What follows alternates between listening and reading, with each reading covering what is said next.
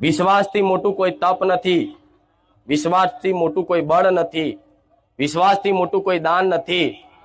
તમારો ભરોસો ને એ જ મારી શક્તિનો, મારી મહિમાનો અનુભૂતિ તમારા જીવનમાં કરાવશે. તમારું જીવન આનંદમય, ભક્તિમય અને સુખમય કરશે. આ હું સોલંકી પેઢીની બહુચર માતા બોલું. તમે અહીં દુઃખ દૂર કરવા માટે આવો છો, દરેક જાણું છું. દુઃખ દૂર કરવા જ આવો છો ને, કંઈક ની કંઈક વાતે દુઃખી છું એટલે આવો છો.